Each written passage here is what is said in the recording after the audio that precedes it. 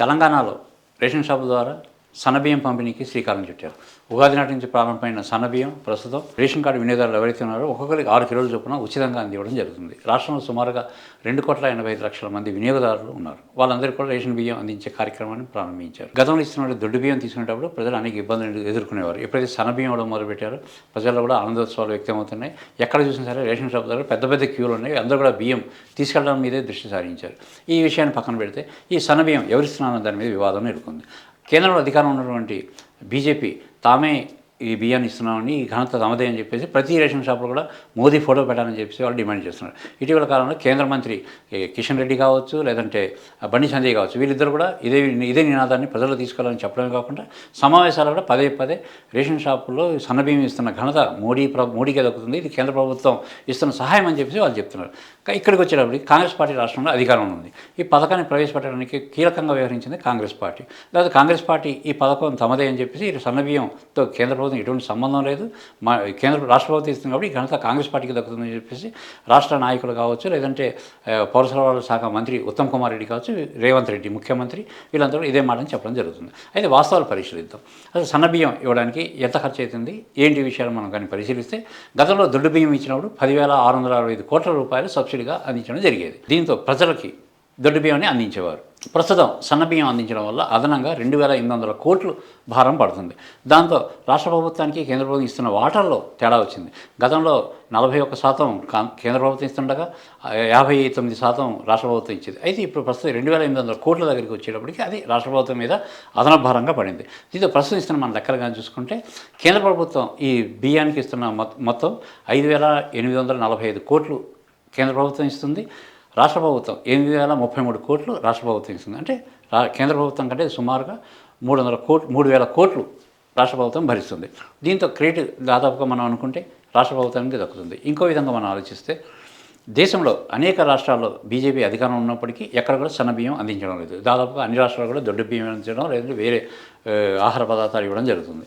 ఇక్కడికి వచ్చేటప్పటికి రాష్ట్ర ప్రభుత్వం పూర్తి స్థాయిలో ప్రజలు వండుకునే విధంగా ఉన్నటువంటి ఈ సన్నబియ్యాన్ని అందించడం జరుగుతుంది. దీంతో రాష్ట్ర ప్రాంతానికి ఈ ఘనత దక్కుతుందని మనం చెప్పుకోవచ్చు. ఇంకొకటి, సన్నబియ్యం ఇవ్వడానికి అని చెప్పేసి రాష్ట్రంలో కాంగ్రెస్ పార్టీ అధికారంలో వచ్చినప్పుడు మరుక్షణం నుంచే కసరత్తు ప్రారంభించారు. గతంలో రైతులంతా కూడా తెలంగాణలో దొడ్డు బియ్యం వేసేవారు. దొడ్డు బియ్యం వేసిన తర్వాత అది సివిల్ సప్లై ద్వారా కొనుగోలు చేసేవారు. ఎప్పుడైతే రాష్ట్ర ప్రభుత్వం అధికారంలోకి వచ్చిన తర్వాత 500 రూపాయలు బోనస్ ప్రకటించడంతో రైతులందరూ కూడా కేవలం బోనస్ కోసమే సన్నబియ్యం వేయడం జరిగింది. వాస్తవం సన్నబియ్యంతో అనేక ఇబ్బందులు ఉంటాయి. అయినప్పటికీ బోనస్ వస్తుంది కాబట్టి ఒకటి ఇబ్బందులు ఉన్నప్పటికీ తాము గట్టెక్కుతామన్న ఉద్దేశంతోనే వాళ్ళు వేయడం జరిగింది.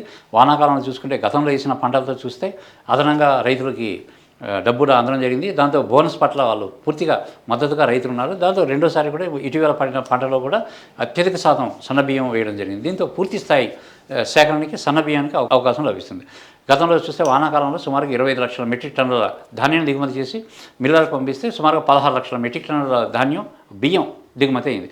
ఇది నెలకి 2 లక్షల మెట్రిక్ టన్నుల బియ్యం అవసరం అవుతుంది రేషన్ కార్డుల కింద ఇవ్వడానికి. ప్రస్తుతం ఉన్న బియ్యం ఏదైతే ఉందో సుమారుగా 6 నుంచి 8 నెలలకు సరిపోతుంది. కాబట్టి ఈలోగా ఈ రెండో పంట కూడా చేతికి వస్తుంది. ఇక కంటిన్యూ చేయడానికి వాళ్ళకి అవకాశం దొరుకుతుంది.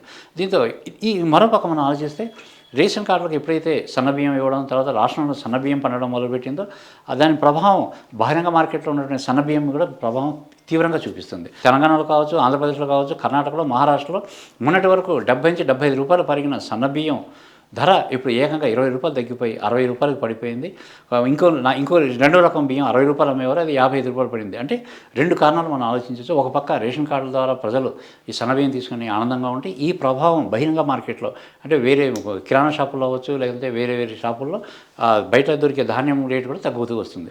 ఎప్పుడైతే సన్నబియ్యం ఉత్పత్తి పెరిగిందో డిమాండ్ తగ్గుతూ వచ్చింది. ఈ ప్రభావం మనకి బయట కూడా కనిపిస్తుంది. దీంతో రేషన్ కార్డు వినియోగదారులు ఎవరైతే ఉన్నారో వాళ్ళు పూర్తిగా ఉచితంగా బియ్యం వస్తుంది కాబట్టి వాళ్ళు ఆనందంగా ఉండగా బయట ఇంతకాలం 70 రూపాయలు 65 రూపాయలు పెట్టి కొనుగోలు చేస్తున్న వినియోగదారులు ఎవరైతే ఉన్నారో వాళ్ళు కూడా 10 నుంచి 20 రూపాయలు తగ్గడంతో బియ్యం ధరల మీద చాలా వరకు వెసులుబాటు కలిగిందని చెప్పుకోవచ్చు. ఇదంతా ఆలోచిస్తే మనం రాష్ట్ర ప్రభుత్వం చేసినటువంటి బోనస్ ఏదైతే ఉందో 500 రూపాయలు రైతుకి ఇస్తామని చెప్పారో ఆ బోనస్ కారణంగానే సన్నబియ్యం బాగా ఉత్పత్తి పెరిగింది. ఈ ప్రభావం అన్ని చోట్ల చూపిస్తుంది. కేంద్ర ప్రభుత్వం వాటా ఉండొచ్చు, దానికి ఉండవచ్చు. కానీ ఇక్కడికి వచ్చేటప్పటికి రాష్ట్ర ప్రభుత్వం వాటా ఎక్కువగా ఉండడం, వ్యూహాత్మకంగా వ్యవహరించడం, గతంలో అనేక సార్లు ప్రయత్నాలు చేశారు. సన్నబియ్యం అనేది ప్రయత్నం చేసి విఫలమవ్వడం జరిగింది. ఒక గతంలో దీంట్లో ఉన్నప్పుడు కూడా కరోనా ఉన్నప్పుడు టీచర్లకు ఇదే బియ్యం ఇవ్వడం జరిగింది. కరోనా తర్వాత బియ్యం నిలుపుదల చేశారు. కానీ ప్రస్తుతం ఈ సన్నబియ్యం ఒక రేషన్ కార్డుదారులకి ఇవ్వడం కాకుండా మధ్యాహ్న భోజనం పథకంలో కూడా సన్నబియ్యం తీసుకురావడం ద్వారా విద్యార్థులకు కూడా కొద్ది సౌలభ్యం ఏర్పడింది. మొత్తం మీద మనం ఆలోచిస్తే కేంద్ర ప్రభుత్వం ఆర్థికంగా సబ్సిడీ ఇస్తున్నప్పటికీ ఈ పథకంకు సంబంధించిన క్రెడిట్ మాత్రం కాంగ్రెస్ పార్టీకి దక్కుతుందన్న దాంట్లో అనుమానం లేదు.